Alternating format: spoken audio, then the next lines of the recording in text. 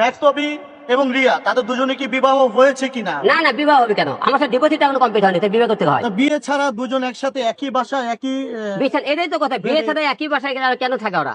ডাস্টবিনের পচা দুর্গন্ধযুক্ত জিনিস আপনি যতই রাজপ্রাসাদে নিয়ে রাখেন না কেন, এটা কিন্তু দুর্গন্ধই ছড়াবে। ঠিক হিরো আলম এবং রিয়ামনির অবস্থাও সেটা হয়েছে।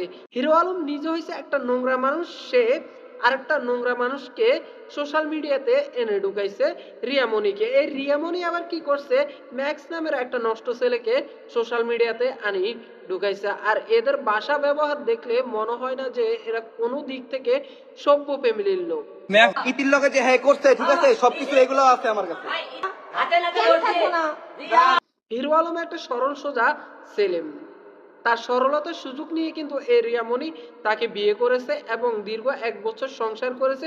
এরপরেই কিন্তু এই মেয়ে যখন তার স্বার্থটা উদ্ধার হয়ে গেছে তখনই পাল্টে খেয়েছে। হিরো, আপনারা সবাই তো জানেন হিরো আলম আমাকে তালাক দিছে না, মিডিয়া ডেকে, পুরা দেশবাসী ডেকে সে আমাকে তালাক দিবে। সে আমার বাসায় কেন এখন সে অন্য একটা ছেলে নিয়ে তার ঘরে থাকতেছে।